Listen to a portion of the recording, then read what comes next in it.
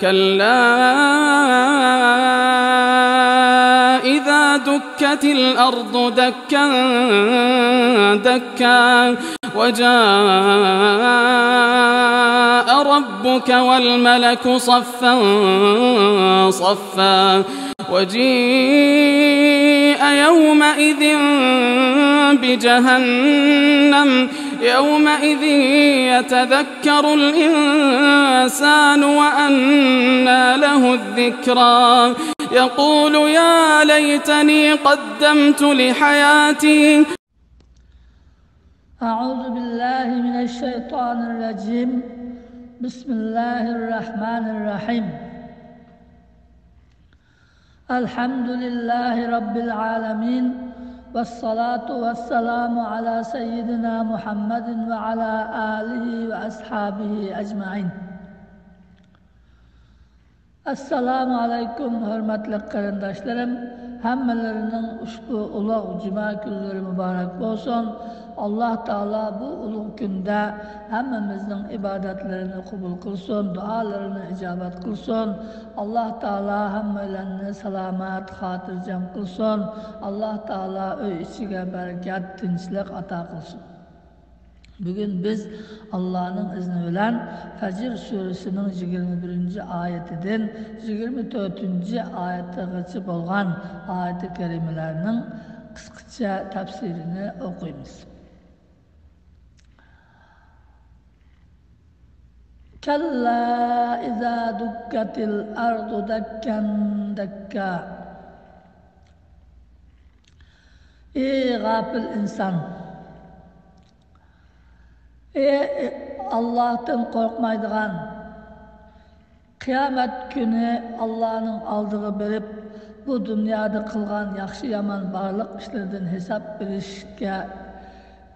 hesap berişten korkmaydıgan, kıyamet yok tek yaşaydıgan insanlar, yetim yesirinin beşini sılmaydıgan,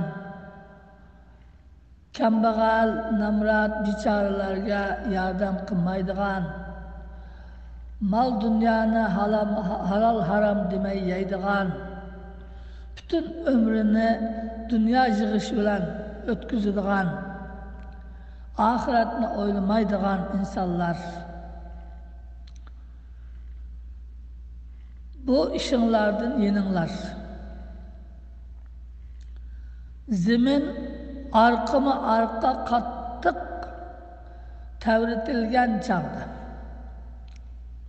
Yani bilinler ki gafil insanlar sıra bu dünyada bir neçe yıllık ömrünlerini gaflet bilen ötküzüsüler. Aldınlarda şundak ağır, şundak dehşetlik, şundak korkunçluk gün var.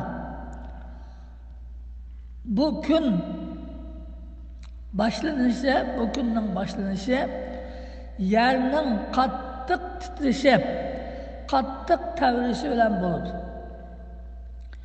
Bu yer, bu zemin şunda kattık dekken dekka, arka mı arka? Yani toxtumay şunda kattık titreydi, şunda kattık tevreydi ki bu dünyadaki ne igiz müstahkem tağlar, ne asmanga takışıdığan binalar, hiç nesi kalmaydı. Hemmisi kukul talkan bulap, hemmisi kumdek şunda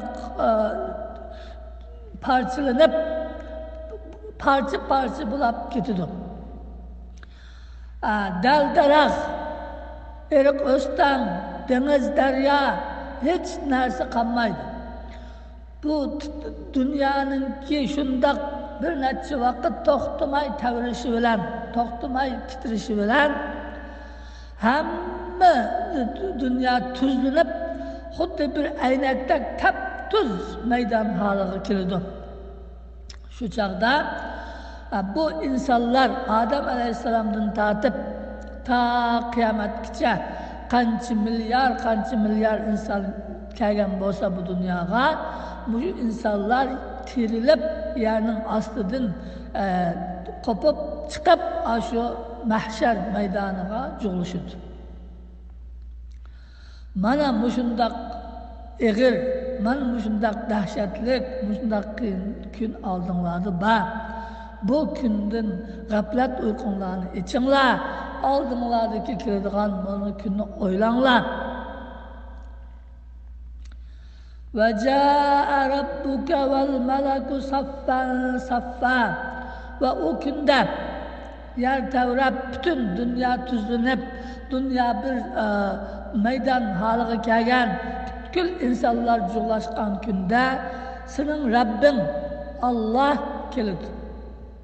Hesap eliş için Allah Teala özü hakim buludu. Bütün insanlardan Allah Teala özü hesap aldı. Hiç kandak insan Allah'ın aldıda hiç kandak bir narsani yoşurup kalanmaydı. O vaxtida hiç kimge kılçılık, zulüm, nahaqçılık kılınmaydı. Hiç kimnin kılgan bir yaxşılıkı mükafatsız kalmaydı. Hiç kimnin kılgan günahları, masiyetleri, zulümleri, haksızlıkları cezasız kalmaydı. Allah Teala adalet olan hamma adamınki cezasını yoki mükafatını biridir. Özü hesap ediş için keledi. Vel meleku saffen saffa ve melekler, perişteler sap bulup durdu. Allah Teala'nın arşını 8 perişte götürüp durdu. Bu mahşerdeki insanların etrafına bütün 7 kat asmandaki sansız sanaksız perişteler düşüp şula koşup durdu, sap bulup durdu. Hiç kim Allah Teala'nın aldıda gap kılışka petin almaydı. Fakat Allah Teala biriga söz kılış için ruhsat verse şu kişi söz kılalaydı. Ondan başka hiç kandak adam ya da gap kılışka imkaniyette bulmaydı. Aşındak kön aldımlarda var. وَجِيءَ يَوْمَئِذٍ بِجَهَنَّمْ Ve şu günde insanlarınki görüşü için bu dünyada inkar kılgan, yalgan degen kapırlarınki öz közü bilen görüşü için dozakını tartıp aşı mahşergağa, aşı insanların aldığı elip kelinidir. Allah Teala hesap edişten ilgili dozakını akilip insanların gözünün aldığı akip koydu. İnsanlar dozakını, o dozaktaki azap ne, o dozaktaki köyvatkan ot ne, onunki kattık, dehşetlik, korkunçluk ikenlikini, dozakınınki gazaptın parçalanıp ketişke tas kalgan şundak kattık gökürep yenivatkan ahvalını öz közüyle körep durdu. Ana şu körep durgan vaxtida şu dozakını akip koyup durup onundan keyin hesap aldı bendelerdi. Yevme yetezekkerul insan. Ana şu günde şu dozakını gözüyle kögen vaxtida bu insan dünyadaki bütün kılmışlarını eslaydı. Yaxşılığı olsun, yamanlığı olsun, hemmini eslaydı. İnsanın ki hiç kandak o ahirette Allah Teala o insan şundak bir kabiliyet biridir. Dünyadaki hiç kandak işini unutup kalmaydı. Hemmine baştan ayak eslaydı. Kandak zulümlerini kılganlıkını, kandak günah masiyetlerini kılganlıkını hemmine eslaydı. Ve enna lehu zikra. Onu esleyendin ki onundan hasret çekken, pişayman kılgan, nadamet kılganın ki ne faydası? Hiç nersine faydası olmaydı. Kıyamet günü dozakını körep bulup bu hem narsini közülen kögendin keyin vay ben dünyada bu şunu işarsam bulup diken, mundak yaman işlerini kılmasam bulup diken, iset nemişki şundak kılgandıma, oylamaptıman dep kılgan pişmanlar, hasret nedametle o dünyada paydı vermeydi. ibrat aladigan joy mushu dunyo. Onun uchun Alloh taolo bizga mushu Qur'onni nozil qilib,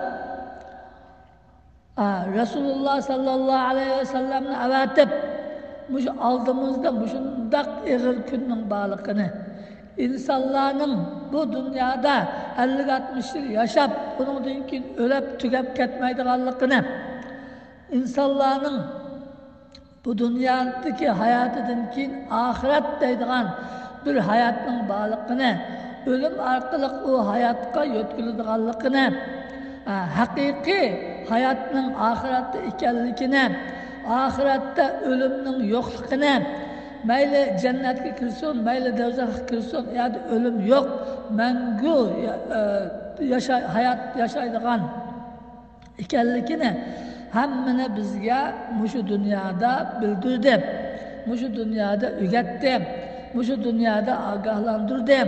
Mana mushu oyatlarda Alloh taolo oldimizda keladigan bu ig'ir kunning qandoq qo'rqinchli, qandoq dahshatli kun ekanligini bizga bayon qilyotdi. Yawma yatazakkarul insanu va anna lahu zikra. Ana shu kunda inson dunyodagi barliq ishlarini, qilmishlarini, gunohlarini, jinoyatlarini hammani aslaydi, uningdan hasrat chekidi, pushaymon qiladi. Va anna lahu zikra. Uningki yani pushmon qilgandan keyin foydasi, hech qanday foydasi bo'lmaydi. Yaqulu ya laytani qaddamtu li hayati. Ve bu insan şu ahiretте, şu dünyadaki barliq işlerini aslab, ondan keyin ahiretdeki do'zaxdan qutulish uchun nima ish qilish kerakligini ko'zi bilan ko'rgandan keyin deydiki, ya laytani qaddamtu li hayati. Kaşke mushu ahiretdeki hayatım uchun bir ish qilgan bo'lsam bo'ladigan, mushu oxiratdagi hayotimningki haq ekanligiga ishonsam bo'ladigan, mushu oxiratdagi hayotim uchun yaxshi ishlarni qilsam bo'ladigan, gunoh ma'siyatlardan yonsam bo'ladigan, Alloh taolaning amriga itoat qilsam bo'ladigan, Rasululloh sallallohu alayhi vasallamga erişip, onun hadislerinde bizge buyurgan işlerini kılsam bulaptıken, Resulullah'ın agahlandırışıga agahlansam, gaflatda kalmagan bolsam, muşundak günüm üçün, muşu ağır gün üçün yaxşı işlerini kılsam bulaptıken, dep şundak hasret çıkır. Ama o hasretinin ki o dünyada faydası yok. Pişman payda vermeydi. Eğer berip bo'lgandan keyin bu dunyoga qaytib kelgili bo'lmaydi. Qilmagan ishni qilg'ili bo'lmaydi. Gunoh ma'siyatlardan yenib yaxshilikni qilg'ili bo'lmaydi. Xatoliklarni tuzitg'ili bo'lmaydi. Tövbe qilg'ili bo'lmaydi.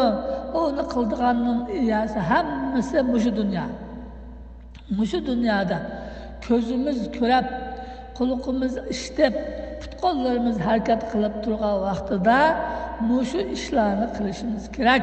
Alloh qiyomat kuni uchun, qiyomatdagi mangulik hayotimiz uchun tayyorlik qilishimiz kerak. Bu dunyo, Alloh taolo bizni bu dunyoga shu qiyomatdagi hayotimizni qazanishimiz uchun, shu qiyomatda Allohning huzuriga borganda yaxshi jannatga kirib yaxshi hayotni erishishimiz uchun ishlashga yaratdi. Bu dunyodagi bizning hayotimiz xuddi dehqonning bahor vaqtidagi yerlarni terib yaxshi hosil olish uchun terilg'u qilib qilganga o'xshash bir hayot. Shunga Rasululloh ad-dunya mazra'atul axirah. Bu dunyo oxiratninki etizi. Bu dunyoda nimani terisanglar, oxiratda shuni o'yasizlar degan. Shuning uchun o'ni o'raydigan yer oxirat. Bu dunyo shu o'raydigan yaxshi ishlarimizni qilayotgan yer. Bu dunyoda bug'doy terisak, yaxshi narsalarni tersak, yaxshi narsa o'raymiz. Hayotimizni g'aflat bilan hech ish qilmay o'tkazsak, oxiratda shunday pushmon qilamiz. O pushmon foyda bermaydi.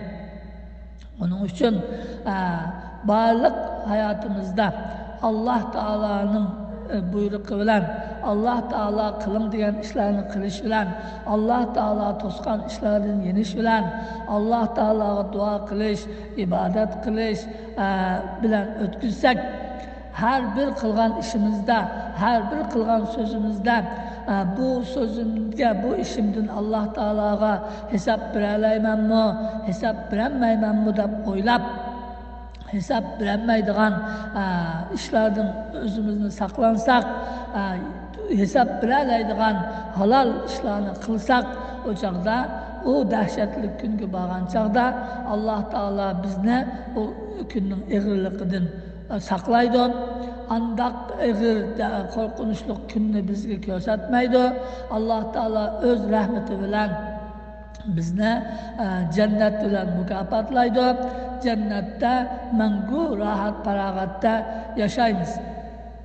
Alloh taolaning amri farmonlariga amal qilish faqat oxirat uchunla emas, shu dunyodami hayotimiz baxtlik, ko'ngillik, yaxshi o'tadi.